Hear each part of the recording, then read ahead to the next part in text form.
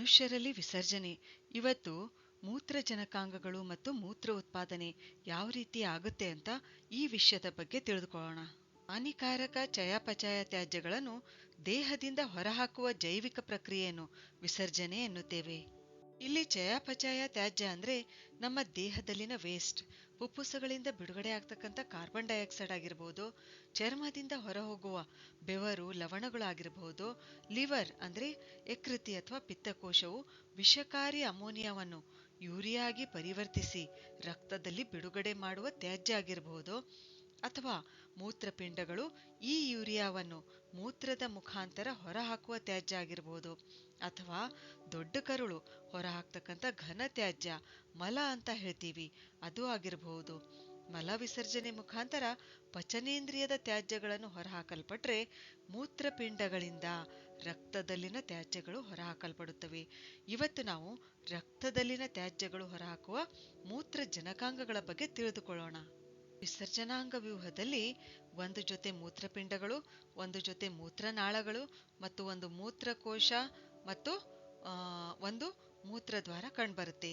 ಮೂತ್ರ ಪಿಂಡಗಳೇನಿದಾವಲ್ಲ ಇವು ಹೊಟ್ಟೆಯ ಪೊಳ್ಳಿನ ಹಿಂಭಾಗದ, ಇಲ್ಲಿ ನೋಡ್ಬೋದು, ಹಿಂಭಾಗದ ಮೇಲ್ಭಾಗದಲ್ಲಿ ಬೆನ್ನೆಲುಬಿನ ಅಕ್ಕಪಕ್ಕದಲ್ಲಿ, ಮತ್ತು ಇಲ್ಲೇನಂತಂದ್ರೆ ಎಡಗಡೆಯ ಮೂತ್ರಪಿಂಡವು ಬಲಗಡೆಯ ಮೂತ್ರಪಿಂಡಕ್ಕಿಂತ ಸ್ವಲ್ಪ ಎತ್ತರದಲ್ಲಿರುತ್ತೆ. ಇಲ್ಲಿ ನೋಡ್ಬೋದು ನೀವು, ಇದು ಸ್ವಲ್ಪ ಎತ್ತರದಲ್ಲಿದೆ.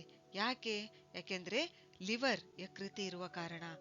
ಆಮೇಲೆ ಇವುಗಳ ಆಕಾರ ಏನಿದೆಯಲ್ಲ ಅದು ಅವರೆಕಾಳನ್ನ ಹೋಲುತ್ತೆ. ಆಮೇಲೆ ಮೂತ್ರಪಿಂಡದ ಉದ್ದಳತೆ ಎಷ್ಟಿರುತ್ತೆ ಅಂದ್ರೆ ಸುಮಾರು 10 ರಿಂದ 12 ಸೆಂಟಿಮೀಟರ್. ಆಮೇಲೆ ಅಗಲ ಎಷ್ಟಿರುತ್ತೆ ಅಂದ್ರೆ ಇದು 5 ರಿಂದ 7.5 ಸೆಂಟಿಮೀಟರ್ ಮತ್ತು ಇದರ ತೂಕ ಸುಮಾರು 120 ಗ್ರಾಂನಷ್ಟು ಇರುತ್ತೆ. ಮೂತ್ರಜನಕಾಂಗದ ಅಡ್ಡ ಸಿಳಿಕೆ ನೋಡಿದಾಗ ನಮ್ಗೆ ಏನಂತಂದ್ರೆ ಕಾರ್ಟೆಕ್ಸ್ ಮತ್ತು ಮೆಡುಲಾ ಎಂಬ 2 ಭಾಗಗಳು ಕಂಡುಬರುತ್ತವೆ. ಇದು ಒಳಗಡೆ ಇರ್ತಕ್ಕಂಥದ್ದು ಮೆಡುಲಾ ಭಾಗ, ಹೊರಗಡೆ ಇರ್ತಕ್ಕಂಥದ್ದು ಕಾರ್ಟೆಕ್ಸ್ ಭಾಗ. ಈ ಮೆಡುಲಾದಲ್ಲಿ ಇವು ಏನಿದಾವಲ್ಲ ಪಿರಮಿಡ್ ಆಕಾರದ ರಚನೆಗಳು, ಇವೇನಂತಂದ್ರೆ 8 ರಿಂದ 18 ಈ ರೀತಿಯ ಆಕಾರದ ರಚನೆಗಳು ಕಂಡುಬರುತ್ತವೆ. ಹಾಗಾದ್ರೆ ಈ ರಚನೆಗಳು ಹೊಂದಿರತಕ್ಕಂಥ ಮೂತ್ರಜನಕಾಂಗ ಏನ್ ಕೆಲಸ ಮಾಡುತ್ತೆ? ಮೂತ್ರಪಿಂಡದ 7 ಕಾರ್ಯಗಳನ್ನು ನಾವು ನೆನ್ಪಿಡಲು ಒಂದು ಸರಳ ಸೂತ್ರ ಏನಂದ್ರೆ ಎ ವೆಟ್ ಬೆಡ್ ಅಂತ ಹೇಳ್ತೀವಿ. ಏನು ಇಲ್ಲಿ ಎ ಅಂತಂತಂದ್ರೆ ಏನಿಲ್ಲಿ ಆಸಿಡ್ ಬೇಸ್ ಬ್ಯಾಲೆನ್ಸ್ ಅಂದ್ರೆ ಆಮ್ಲ ಮತ್ತು ಕ್ಷಾರದ ಸಮತೋಲನ ಕಾಪಾಡುತ್ತೆ, pH ಬ್ಯಾಲೆನ್ಸ್ ಮಾಡುತ್ತೆ. ಏನು ಇಲ್ಲಿ ಮೂತ್ರಪಿಂಡ ಮೊದಲನೇ ಕಾರ್ಯ, ಇದು pH ಬ್ಯಾಲೆನ್ಸ್ ಮಾಡುತ್ತೆ, ಆಮ್ಲ ಮತ್ತು ಕ್ಷಾರದ ಸಮತೋಲನ ಕಾಪಾಡುತ್ತೆ. ಡಬ್ಲ್ಯೂ ಅಂತಂದ್ರೆ ವಾಟರ್ ಬ್ಯಾಲೆನ್ಸ್ ಮಾಡುತ್ತೆ, ನೀರಿನ ಸಮತೋಲನ ಕಾಪಾಡುತ್ತೆ.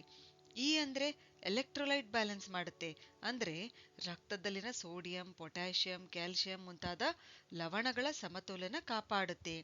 ಆಮೇಲೆ ಟಿ ಅಂತಂದ್ರೆ ಟಾಕ್ಸಿನ್ ರಿಮೂವಲ್, ಅಂದ್ರೆ ಯೂರಿಯಾ, ಯೂರಿಕ್ ಆಮ್ಲಗಳಂತಹ ನೈಟ್ರೋಜನ್ ಯುಕ್ತ ವಿಷವಸ್ತುಗಳನ್ನು ಮೂತ್ರದ ಮೂಲಕ ಹೊರಹಾಕುತ್ತೆ. ಆಮೇಲೆ ಬಿ ಅಂತಂದ್ರೆ ಬಿಪಿ ಕಂಟ್ರೋಲ್, ರಕ್ತದೊತ್ತಡ ನಿಯಂತ್ರಿಸುತ್ತೆ, ಬ್ಲಡ್ ಪ್ರೆಷರ್ ನಿಯಂತ್ರಣ ಮಾಡುತ್ತೆ. ಇ ಅಂತಂದ್ರೆ ಎರಿಥ್ರೋಪೊಯಿಟಿನ್ ಫಾರ್ಮೇಷನ್, ಅಂದ್ರೆ ಈ ಎರಿಥ್ರೋಪೊಯಿಟಿನ್ ಅಸ್ಥಿ ಮಜ್ಜೆಯಲ್ಲಿ ಕೆಂಪು ರಕ್ತ ಕಣಗಳನ್ನು ತಯಾರಿಸಲು ಸೂಚಿಸುತ್ತೆ. ಆಮೇಲೆ ಡಿ ಅಂತಂತಂದ್ರೆ ವಿಟಮಿನ್ ಡಿ ಯನ್ನು ಚುರುಕುಗೊಳಿಸಿ ನಮ್ಮ ದೇಹ ಕ್ಯಾಲ್ಸಿಯಂ ಹೀರಿಕೊಳ್ಳಲು ಸಹಾಯ ಮಾಡುತ್ತೆ. ಈ ರೀತಿಯಾಗಿ ಮೂತ್ರಪಿಂಡವು 7 ಮುಖ್ಯ ಕಾರ್ಯಗಳನ್ನು ಮಾಡುತ್ತೆ. ಇಷ್ಟೆಲ್ಲ ಕಾರ್ಯಗಳನ್ನು ನಿರ್ವಹಿಸಲು 1 ಮಿಲಿಯನ್ಗಿಂತ ಹೆಚ್ಚು ಸೋಸುವ ಘಟಕಗಳು ಅಂದ್ರೆ ನೆಫ್ರಾನ್ ಅಂತ ಹೇಳ್ತೀವಿ ಅಥವಾ ಮೂತ್ರ ನಳಿಕೆಗಳು ಅಂತ ಹೇಳ್ತೀವಿ, ಇದರಲ್ಲಿ ಕಂಡುಬರುತ್ತವೆ. ಈ ನೆಫ್ರಾನ್ ರಚನೆ ಮತ್ತು ಮೂತ್ರ ಹೇಗೆ ಉತ್ಪತ್ತಿಯಾಗುತ್ತದೆ? ನೆಫ್ರಾನ್ ಏನಿದೆಯಲ್ಲ ಇದು ಮೂತ್ರಜನಕಾಂಗದ ರಚನಾತ್ಮಕ ಮತ್ತು ಕಾರ್ಯನಿರ್ವಾಹಕ ಘಟಕ. ಇದರ ಮುಂಭಾಗದಲ್ಲಿ ಇಲ್ಲಿ ಕಂಡು ಬರ್ತಾ ಇದೆಯಲ್ಲ, ಇದನ್ನ ಏನಂತ ಹೇಳ್ತೀವಿ, ಇದು ಬಟ್ಟಲಿನ ಆಕಾರ, ಇದನ್ನ ಬೌಮನ್ನ ಕೋಶ ಅಥವಾ ಬೌಮನ್ಸ್ ಕ್ಯಾಪ್ಸೂಲ್ ಅಂತ ಹೇಳ್ತೀವಿ. ಇಲ್ಲೇನಾಗುತ್ತೆ, ರೀನಲ್ ಅಪಧಮನಿ ಅಂದ್ರೆ ಅಫರೆಂಟ್ ಆರ್ಟೋರಿಯಲ್ ಅದರ ಒಂದು ಕವಲು ಬೌಮನ್ನ ಬಟ್ಟಲಿನ ಕೋಶದಲ್ಲಿ ಕವಲೊಡೆದು ಸೂಕ್ಷ್ಮ ಅಪಧಮನಿಗಳಾಗುತ್ತವೆ. ಇದನ್ನು ನಾವೇನಂತ ಹೇಳ್ತೀವಿ, ಗ್ಲೊಮೆರುಲಸ್ ಅಂತ ಹೇಳ್ತೀವಿ. ಆಮೇಲೆ ಬೌಮೆನಿನ ಬಟ್ಟಲಿನ ಕೋಶದಲ್ಲಿ ಸಣ್ಣ ರೀನಲ್ ಅಪಧಮನಿ, ಇಲ್ಲಿಂದ ಏನಾಗುತ್ತೆ, ಇದನ್ನ ಎಫೆರೆಂಟ್ ಆರ್ಟೇರಿಯೋಲ್ ಅಂತ ಹೇಳ್ತೀವಿ, ಇದು ಹೊರಬರುತ್ತೆ. ಇದೇನಾಗುತ್ತೆ, ಸಣ್ಣ ಲೋಮನಾಳಗಳಾಗಿ ಅಂದ್ರೆ ಕಿರ್ನಾಳಗಳನ್ನು ಟ್ಯೂಬುಲ್ಸ್ಗಳನ್ನು ಸುತ್ತುವರೆದಿರುತ್ತೆ. ಇಲ್ಲಿ ಟ್ಯೂಬುಲ್ಸ್ಗಳನ್ನು ಇದು ಸುತ್ತುವರೆದಿರುತ್ತೆ. ಆಮೇಲೆ ಬೋಮೆನಿನ ಬಟ್ಟಲಿನಿಂದ ಮುಂದೆ ಇಲ್ಲಿ ಕೆಳಗೆ ಹೋದಾಗೆ ಇಲ್ಲೇನಾಗುತ್ತೆ, ನಾಳವು ನುಲುಚಿಕೊಂಡಿರುತ್ತೆ. ಇಲ್ಲೆಲ್ಲ ನಾಳ ನುಲುಚಿಕೊಂಡಿರ್ತಕ್ಕಂಥದ್ದು ನೀವು ನೋಡ್ಬೋದು. ಇದನ್ನ ಏನಂತ ಹೇಳ್ತೀವಿ? PCT ಅಂದ್ರೆ ಪ್ರಾಕ್ಸಿಮಲ್ ಕನ್ವಲ್ಯೂಟೆಡ್ ಟ್ಯೂಬ್ಯೂಲ್ ಅಂತ ಹೇಳ್ತೀವಿ. ನಂತರ ಏನಾಗುತ್ತೆ, ಇದು ಯು ಶೇಪ್, ಯು ಆಕಾರದಲ್ಲಿ ಈ ಭಾಗಕ್ಕೆ ನಾವು ಏನಂತ ಹೇಳ್ತೀವಿ? ಹೆನ್ಲೆಯ ಕುಣಿಕೆ ಅಥವಾ ಲೂಪ್ ಆಫ್ ಹೆನ್ಲೆ ಅಂತ ಹೇಳ್ತೀವಿ. ಮುಂದೆ ಈ ನುಲುಚಿಕೊಂಡಿರ್ತಕ್ಕಂಥ ಭಾಗ ಏನಿದೆಲ್ಲ ಮತ್ತೆ ಮುಂದೆ ಹೋದ ಹಾಗೆ ಇದನ್ನ DCT ಅಂದ್ರೆ ಡಿಸ್ಟಲ್ ಕನ್ವಲ್ಯೂಟೆಡ್ ಟ್ಯೂಬ್ಯೂಲ್ ಅಂತ ಹೇಳ್ತೀವಿ. ಹೀಗೆ ಎಲ್ಲಾ ನೆಫ್ರಾನ್ಗಳು ಸಂಗ್ರಾಹಕ ನಾಳದಲ್ಲಿ, ಇದು ಸಂಗ್ರಾಹಕ ನಾಳ ಕಲೆಕ್ಟಿಂಗ್ ಡಕ್ಟ್ ಅಂತ ಹೇಳ್ತೀವಿ, ಇದರಲ್ಲಿ ಕೊನೆಗೊಳ್ಳುತ್ತವೆ. ಈ ಎಲ್ಲಾ ಸಂಗ್ರಾಹಕ ನಾಳಗಳು ಸೇರಿ ಇಲ್ಲಿ ಪಿರಮಿಡ್ಗಳ ತುದಿಯಲ್ಲಿ ಇರ್ತಕ್ಕಂಥ ರೀನಲ್ ಪ್ಯಾಪಿಲೆಗಳ ಮೂಲಕ ಪೆಲ್ವಿಸ್ಗೆ ತೆರೆದುಕೊಳ್ಳುತ್ತವೆ. ಈ ಪೆಲ್ವಿಸ್ನಿಂದ ಇದೇನಂತಂದ್ರೆ ಇಲ್ಲಿ ಮೂತ್ರನಾಳ ಪ್ರಾರಂಭವಾಗುತ್ತೆ. ಇಲ್ಲಿ ನಮ್ಮ ದೇಹದ ರಕ್ತ 1 ಗಂಟೆಗೆ 12 ಸಲ ಇಡೀ ಬೋಮೆನಿನ ಬಟ್ಟಲಿನ ಮೂಲಕ ಹಾದು ಹೋಗುತ್ತೆ. ನೀವು ಯೋಚನೆ ಮಾಡಬಹುದು ಅಂದ್ರೆ ಇಲ್ಲಿ ಸೋಸುವಿಕೆ ಕ್ರಿಯೆ ಎಷ್ಟೊಂದು ಆಳವಾಗಿ ನಡೀತಾ ಇದೆ ಅಂತ. 1 ಗಂಟೆಯಲ್ಲಿ 12 ಸಲ, ಹೌದಾ? ಆಮೇಲೆ ಬೋಮೆನಿನ ಬಟ್ಟಲೇನಿದೆಲ್ಲ ಇದು ಕಾರ್ಟೆಕ್ಸ್ ಭಾಗದಲ್ಲಿ, ಇದು ಹೊರಗಡೆ ಇರತಕ್ಕಂಥ ಭಾಗ ಕಾರ್ಟೆಕ್ಸ್. ಈ ಕಾರ್ಟೆಕ್ಸ್ ಭಾಗದಲ್ಲಿ ಇದು ಕಂಡು ಬರುತ್ತೆ. ಬೋಮೆನಿನ ಬಟ್ಟಲು ಕಾರ್ಟೆಕ್ಸ್ ಭಾಗದಲ್ಲಿ ಕಂಡು ಬರುತ್ತೆ. ಆಮೇಲೆ ಹೆನ್ಲೆಯ ಕುಣಿಕೆ ಇದೇನಿದೆಲ್ಲ ಇದು ಮೆಡುಲಾದಲ್ಲಿದೆ. ನಂತರ ನುಲ್ಚಿಕೊಂಡಿರ್ತಕ್ಕಂಥ ನಾಳ ಮತ್ತೆ ಕಾರ್ಟೆಕ್ಸ್ ಭಾಗದಲ್ಲಿ ಸಂಗ್ರಾಹಕ ನಾಳವಾಗಿ ಸಂಗ್ರಾಹಕ ನಾಳವನ್ನು ಇಲ್ಲಿ ಕಾರ್ಟೆಕ್ಸ್ ಭಾಗದಲ್ಲಿ ಇದು ಸೇರ್ಕೊಳ್ಳುತ್ತೆ. ಇಲ್ಲಿ ಪ್ರತಿಯೊಂದು ನೆಫ್ರಾನು 30 ಮಿಲಿಮೀಟರ್ ಇಂದ 55 ಮಿಲಿಮೀಟರ್ ಉದ್ದವಿರುತ್ತವೆ. ಅಂದ್ರೆ 1.2 ಇಂಚಿಂದ 2.2 ಇಂಚುವರೆಗೆ. ಒಂದು ಕಿಡ್ನಿಯಲ್ಲಿರ್ತಕ್ಕಂಥ ನೆಫ್ರಾನ್ಗಳನ್ನ ನಾವು ಇಲ್ಲಿ ಒಂದೇ ಒಂದು ಕಿಡ್ನಿಯಲ್ಲಿರ್ತಕ್ಕಂಥ ನೆಫ್ರಾನ್ಗಳನ್ನು ನಾವು ಬಿಡಿಸಿ ಒಂದಕ್ಕೊಂದು ಜೋಡಿಸಿದ್ರೆ ಸುಮಾರು 120 ಕಿಲೋಮೀಟರ್ ಉದ್ದವಾಗುತ್ತವೆ. ಮೂತ್ರ ಉತ್ಪಾದನೆ 3 ಹಂತದಲ್ಲಿ ಆಗುತ್ತೆ. ಯಾವ ರೀತಿ ಅಂದ್ರೆ, ಮೊದಲನೇದಾಗಿ ಗ್ಲೊಮೆರುಲರ್ ಸೋಸುವಿಕೆ, ಗ್ಲೊಮೆರುಲರ್ ಫಿಲ್ಟ್ರೇಷನ್ ಅಂತ ಹೇಳ್ತೀವಿ. ಎರಡನೇ ಹಂತ ಕಿರ್ನಾಳದಲ್ಲಿ ಮರುಹೀರಿಕೆ, ಟ್ಯೂಬ್ಯುಲಾರ್ ರೀಅಬ್ಸಾರ್ಪ್ಷನ್ ಅಂತ ಹೇಳ್ತೀವಿ.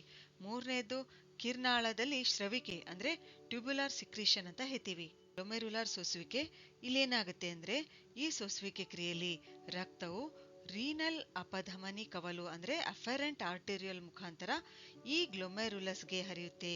ಇಲ್ಲೇನಾಗುತ್ತೆ, ಇಲ್ಲಿ ಸೋಡಿಯಂ ಕ್ಲೋರೈಡು, ಗ್ಲೂಕೋಸು, ನೀರು ಮತ್ತು ನೈಟ್ರೋಜನ್ ತ್ಯಾಜ್ಯಗಳು ಸೋಸಲ್ಪಡುತ್ತವೆ. ಆಮೇಲೆ RBC ಅಂದ್ರೆ ಕೆಂಪು ರಕ್ತ ಕಣ ಮತ್ತು ಸೀರಂ ಆಲ್ಬುಮಿನ್ಗಳು ಅಂದ್ರೆ ಪ್ರೋಟೀನ್ ಈ ರೀನಲ್ ಅಪಧಮನಿ ಅಂದ್ರೆ ಎಫರೆಂಟ್ ಆರ್ಟರಿಯಲ್ಲಿ ಹೊರ ಬರ್ತಕ್ಕಂಥ ನಾಳ, ಇದರ ಮುಖಾಂತರ ಏನಾಗುತ್ತೆ, ಬೋಮೆನನ ಕೋಶದಿಂದ ಹೊರ ಬರುತ್ತವೆ. ಇಲ್ಲೇನಾಗುತ್ತೆ, ಆಮೇಲೆ ಪ್ರತಿ ನಿಮಿಷಕ್ಕೆ ಹೃದಯದಿಂದ ಪಂಪ್ ಮಾಡಲಾದ ಒಟ್ಟು ರಕ್ತದಲ್ಲಿ 20% ಸೋಸುವಿಕೆ ಕ್ರಿಯೆ ಒಳಗೊಳ್ಳುತ್ತೆ. ಅಂದ್ರೆ ಎಷ್ಟು ರಕ್ತ ಪಂಪ್ ಆಗುತ್ತೋ ಅದರಲ್ಲಿ 20% ಸೋಸುವಿಕೆ ಏನಾಗುತ್ತೆ, ರಕ್ತ ಸೋಸುವಿಕೆಗೆ ಒಳಗೊಳ್ಳುತ್ತೆ. ಇನ್ನು ಉಳಿದಿರ್ತಕ್ಕಂಥ 80% ಏನಿದೆಯಲ್ಲ ಅದು ದೇಹದ ಉಳಿದ ಭಾಗಗಳಿಗೆ ಹೋಗಿ ಆಮ್ಲಜನಕ ಕೊಟ್ಟು ಇಂಗಾಲ ಡೈಆಕ್ಸೈಡ್ ವಿನಿಮಯ ಮಾಡಿಕೊಳ್ಳುತ್ತೆ. ಇನ್ನು ಎರಡನೇ ಹಂತ ಕಿರ್ನಾಳದಲ್ಲಿ ಮರುಹೀರಿಕೆ, ಟ್ಯೂಬ್ಯುಲಾರ್ ರೀಅಬ್ಸಾರ್ಪ್ಷನ್ ಅಂತ ಹೇಳ್ತೀವಿ. ಇದು ಎಲ್ಲಿ ನಡೆಯುತ್ತೆ ಅಂದ್ರೆ, ಇಲ್ಲಿ ಕಾಣಿಸ್ತಾ ಇದೆಯಲ್ಲ, ಇದು PCT ಅಥವಾ ಮತ್ತು DCTಯಲ್ಲಿ ಅಂದ್ರೆ ಪ್ರಾಕ್ಸಿಮಲ್ ಕನ್ವಲ್ಯೂಟೆಡ್ ಟ್ಯೂಬ್ಯೂಲ್ ನಲ್ಲಿ ನಡೆಯುತ್ತೆ ಮತ್ತು ಡಿಸ್ಟಲ್ ಕನ್ವಲ್ಯೂಟೆಡ್ ಟ್ಯೂಬ್ಯೂಲ್ ನಲ್ಲಿ ನಡೆಯುತ್ತೆ. ಹೆನ್ಲೆ ಕುಣಿಕೆಯಲ್ಲಿ ಕೂಡ ನಡೆಯುತ್ತೆ ಮತ್ತು ಸಂಗ್ರಾಹಕ ನಾಳದಲ್ಲಿ ಕೂಡ ಇದು ನಡೆಯುತ್ತೆ. ಇಲ್ಲೇನಾಗುತ್ತೆ, ಪ್ರಾಕ್ಸಿಮಲ್ ಕನ್ವಲ್ಯೂಟೆಡ್ ಟ್ಯೂಬ್ಯೂಲ್ ನಲ್ಲಿ ಇಲ್ಲೇನಾಗುತ್ತೆ, ಸೋಡಿಯಂ ಕ್ಲೋರೈಡ್ 70% ಹೀರಿಕೆ ಆಗುತ್ತೆ. ಆಮೇಲೆ ಗ್ಲೂಕೋಸ್ ಇದೆ, ಅದು 95% ಮರುಹೀರಿಕೆ ಆಗುತ್ತೆ. ಆಮೇಲೆ ನೀರು 70% ಹೀರಿಕೆ ಆಗುತ್ತೆ. ಅಮೈನೋ ಆಮ್ಲಗಳು 95% ಮರುಹೀರಿಕೆ ಆಗುತ್ತವೆ.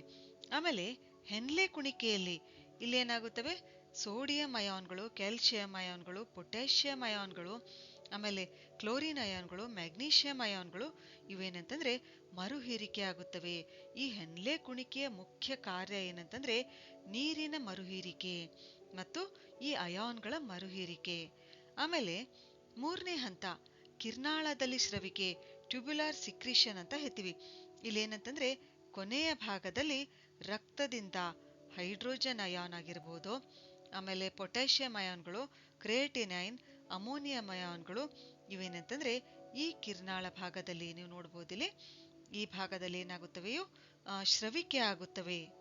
ಈ 3 ಕ್ರಿಯೆಗಳ ನಂತರ ಅಂದ್ರೆ ಗ್ಲೊಮೆರುಲರ್ ಸುಸುವಿಕೆ ಆದ ನಂತರ, ಕಿರ್ನಾಳದಲ್ಲಿ ಮರುಹೀರಿಕೆ ಆದ ನಂತರ, ಆಮೇಲೆ ಕಿರ್ನಾಳದಲ್ಲಿ ಸ್ರವಿಕೆ ಆದ ನಂತರ ಇಲ್ಲೇನಂತಂದ್ರೆ ಉಳಿತಕ್ಕಂಥದ್ದು ಏನಂತಂದ್ರೆ ಮೂತ್ರ, ಯೂರಿನ್ ಅಂತ ಹೇಳ್ತೀವಿ. ಇದು ಯಾವ ಹಂತದಲ್ಲಿಯೂ ಮರುಹೀರಿಕೆ ಆಗದೆ ಉಳಿದಿರ್ತಕ್ಕಂಥ ತ್ಯಾಜ್ಯ. ಹೀಗೆ ಉತ್ಪತ್ತಿಯಾದ ಮೂತ್ರದ ಮುಖ್ಯ ಘಟಕ ಯೂರಿಯಾ ಇದೇನಂತಂದ್ರೆ ಅಮೋನಿಯಾ ಕಾರ್ಬನ್ ಡೈಆಕ್ಸೈಡ್ ನೊಂದಿಗೆ ಸೇರಿ ಉಂಟಾಗಿರ್ತಕ್ಕಂಥದ್ದು. ಮತ್ತು ಸ್ವಲ್ಪ ಪ್ರಮಾಣದಲ್ಲಿ ಯೂರಿಕ್ ಆಮ್ಲ, ಲವಣಗಳು ಮತ್ತು ಇತರ ತ್ಯಾಜ್ಯ ವಸ್ತುಗಳು ಕಂಡುಬರುತ್ತವೆ. ಸಾಮಾನ್ಯವಾಗಿ ಕೆಂಪು ರಕ್ತ ಕಣ ಅಂದ್ರೆ RBC ಮತ್ತು ಸಕ್ಕರೆ ಮೂತ್ರದಲ್ಲಿ ಕಂಡುಬರಲ್ಲ. ಏನಾದ್ರೂ ಸಮಸ್ಯೆ ಇದ್ದಾಗ ಮಾತ್ರ ಇವು ಮೂತ್ರದಲ್ಲಿ ಕಂಡುಬರುತ್ತವೆ. ಆದ್ರೆ ಈ ರೀತಿ ಕಂಡು ಬಂದಾಗ ನಾವು ಏನಂತ ತಿಳ್ಕೊಬೇಕು, ಗ್ಲೊಮೆರುಲಸ್ ಹಾನಿಗೊಳಗಾಗಿದೆ ಅಂತ ತಿಳ್ಕೊಬೇಕು, ಅಥವಾ ಸಕ್ಕರೆ ಕಾಯಿಲೆ ಆಗಿದೆ ಅಂತ ನಾವಿಲ್ಲಿ ತಿಳ್ಕೊಬೇಕು. ಇನ್ನು ಮೂತ್ರದ ಹಳದಿ ಬಣ್ಣಕ್ಕೆ ಕಾರಣ ಏನಂತಂದ್ರೆ ಇದರಲ್ಲಿರ್ತಕ್ಕಂಥ ವರ್ಣದ್ರವ್ಯ ಯುರೋಕ್ರೋಮ್ ಅಥವಾ ಯುರೋಬೈಲಿನ್ ಅಂತ ಹೇಳ್ತೀವಿ. ಹೀಗೆ ನಮ್ಮ ದೇಹದಲ್ಲಿ ಮೂತ್ರ ಉತ್ಪಾದನೆ ನಡೆಯುತ್ತೆ. ಸರಿ, ಹಾಗಾದ್ರೆ ಮುಂದಿನ ವಿಡಿಯೋದಲ್ಲಿ ಮತ್ತೊಂದು ವಿಜ್ಞಾನ ವಿಷಯದೊಂದಿಗೆ ಭೇಟಿಯಾಗೋಣ. ಧನ್ಯವಾದಗಳು.